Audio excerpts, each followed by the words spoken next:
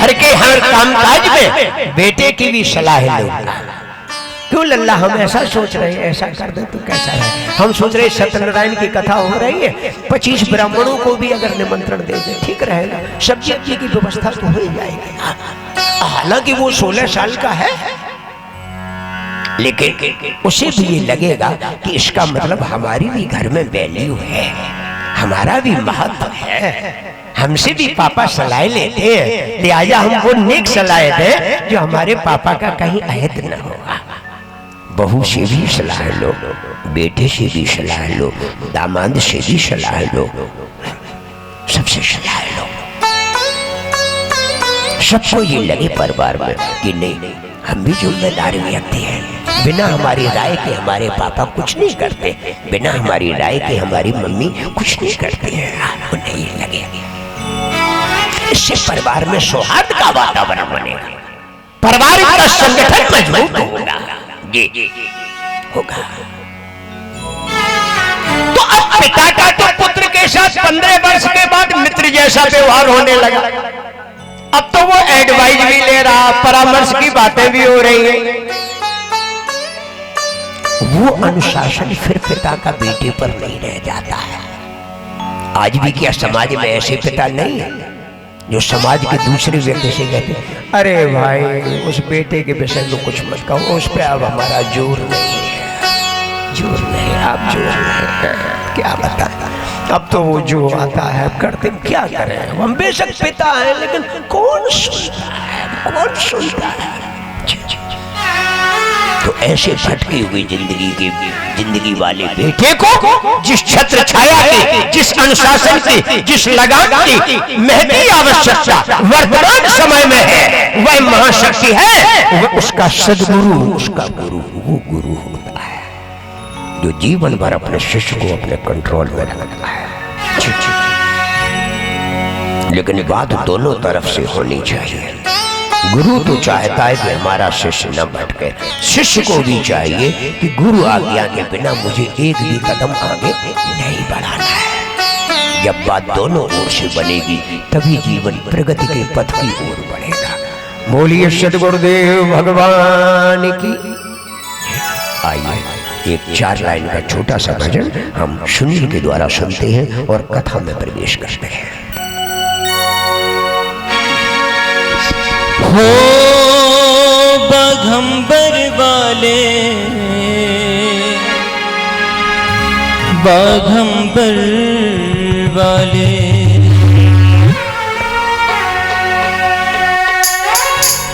कर दो दीनन के दुख दूरियो, बाघंबर वाले। आइए हम सभी लोग आनंद लेंगे। कर दो दीनन के दुख दूरियों बाघंबर वाले, कर दो दीनन के दुख दूरियों बाघंबर वाले। हो बाघंबर वाले, आहा बाघंबर वाले, ओहो बाघंबर वाले, आहा बाघंबर वाले। कर दो हाँ, कर दो हाँ, कर दो दीनन के दुख दूरियों बाघंबर वाले, कर दो दीनन के दुख दूरियों बाघंबर वाले।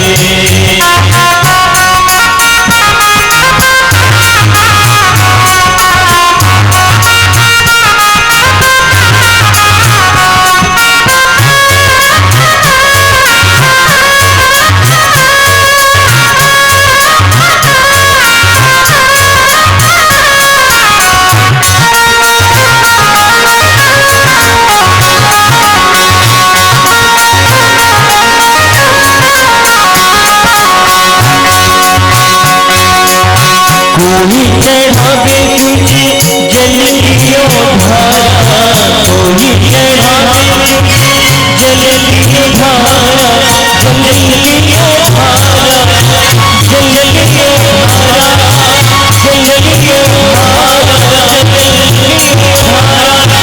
कोई चढ़ावे तुझे जल लियो धारा, कोई चढ़ावे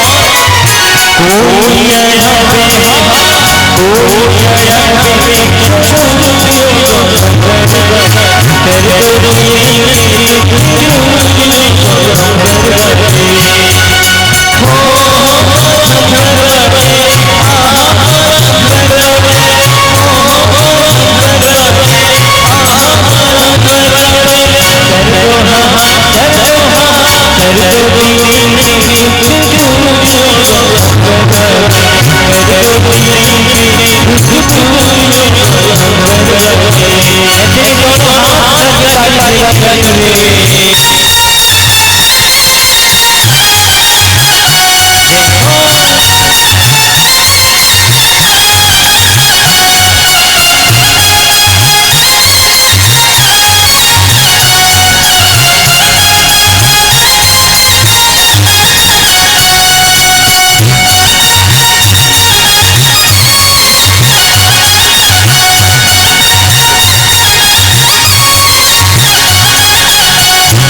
अर्जी हमारी तुझे मरजी तुम्हारे, अर्जी हमारी, अर्जी हमारी मरजी तुम्हारे, मरजी तुम्हारे, मरजी तुम्हारे, मरजी तुम्हारे, अर्जी हमारी मरजी तुम्हारे,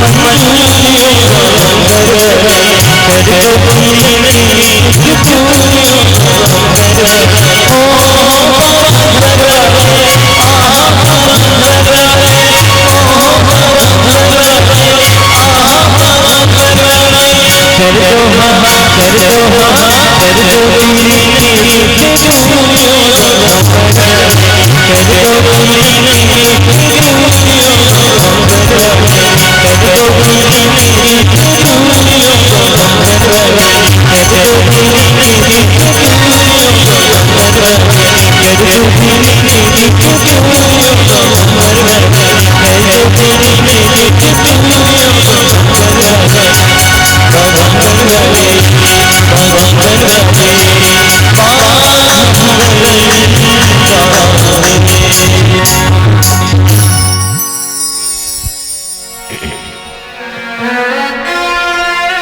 बोलिए शंकर भगवान की। हारमोनियम की आवाज आ रही है थोड़ी हमारा। तो आशीत कांपिल्य नगरे सौम्याज कुलोद्भवः दीक्षितो यज्ञ दत्ताख्यो यज्ञ विद्या विशारदा।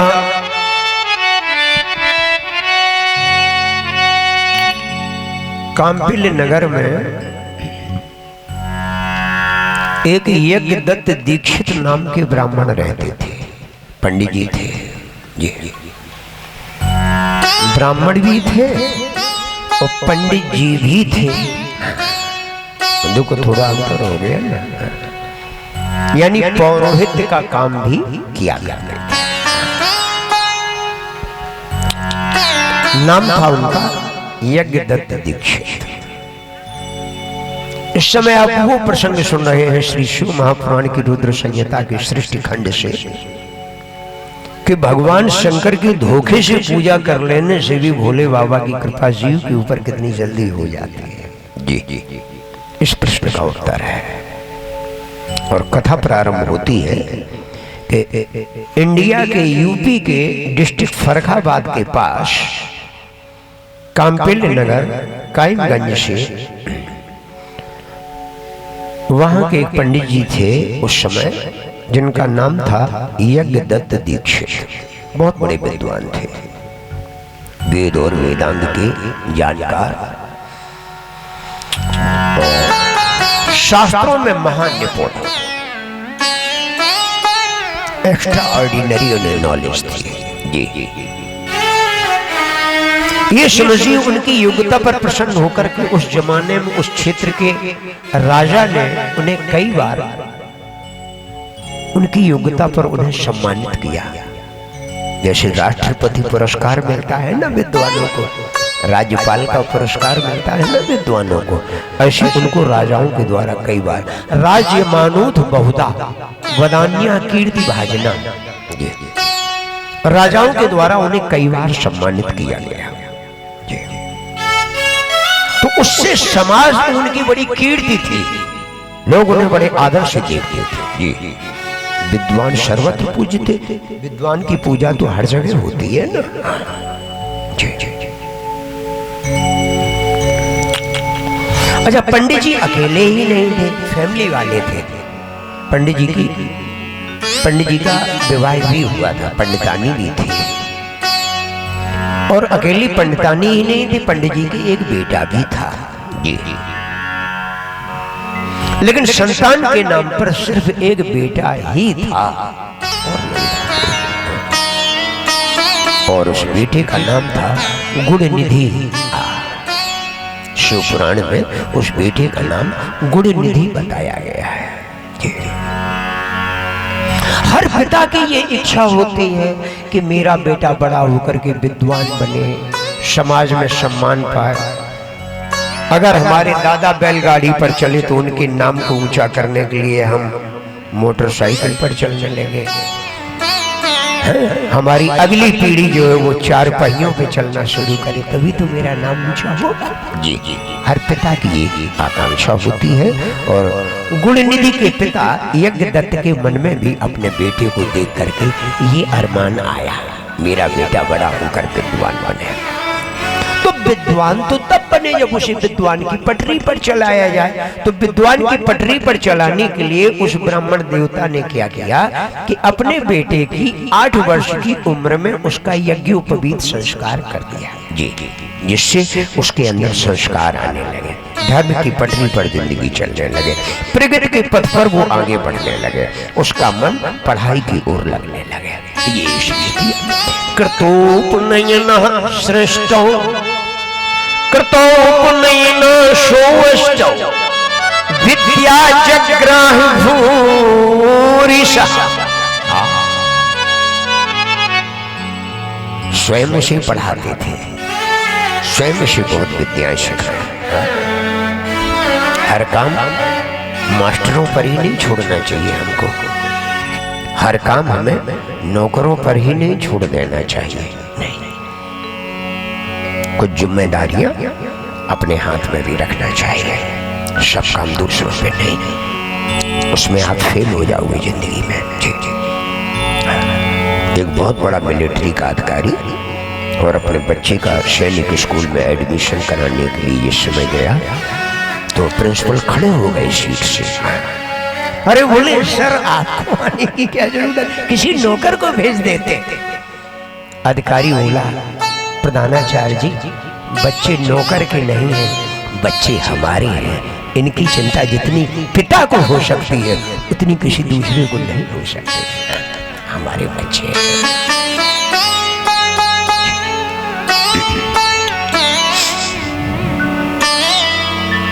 स्वयं भी बहुत पढ़ाया अपने बेटे को, बहुत पढ़ाते थे। लेकिन एक बात तो थी कि उसका मन पढ़ने में नहीं लगता था। ये विद्या भी भाग्य वालों को मिलती है, सबको थोड़ी मिल जाती है, लाख कोशिश करो। और जिन्हें मिलनी है वो मिलनी। अब देखो कोई कल्पना कर सकता, वो मैथिली ठाकुर देखो अपने 2 भाइयों के साथ पूरे हिंदुस्तान में संगीत का तहलका मचाएगा। जरा सी बच्ची, ये प्रारब्ध नहीं है क्या है? और सदाचार की पटरी पे जिंदगी चल रही है। आप देखिए क्या आनंद लाइफ में है। बोलिए सद्गुरुदेव भगवान की।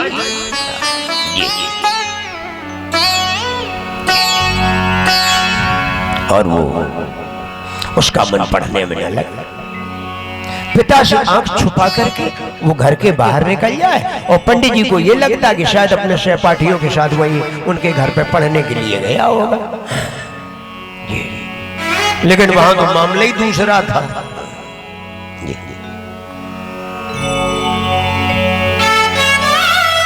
अपने पिता की गैर जानकारी में वो बेटा कुसंग में ऐसा फंसा कि बहुत बड़ा जुआड़ी बन गया। ये बहुत बड़ा जुआड़ी। अच्छा है क्या? पिता तो है डिसिप्लिन वाला, लेकिन उसकी मां का अंधा लाड़ वो बेटे की जिंदगी को बिगाड़ने लगा। मां का बड़ा लड़ेगा, इसी वजह से तो वो मां से पैसे ले जा और जुए के दांव में रखने लगा। और उसकी संगत महाराज ऐसी बिगड़ी किन्नट पाखंड भांडेस्तु बद्ध प्रेम परस्पर। नटों के साथ, पाखंडियों के साथ, भानों के साथ उसकी मित्रता हो गई। सारे सदाचार उसने छोड़ दिए। ऐसे संस्कारी पिता के घर में जन्म लेने के उपरांत भी माँ का अंधा लाड़ और माँ के द्वारा बेटे के दोषों को छुपाए रखने का भाव गुणनिधि के लिए दोषों की खान बन गया। ये समझिए, दोषों की खान बन गया। वो कुसंग में फंस करके बहुत बड़ा जुआरी बन गया कालांतर में। और जब कभी यदा यदैव तां प्रक्षितये गुण निधि सदा, जब कभी घर में गुण निधि को न देख करके दीक्षित जी पंडित जी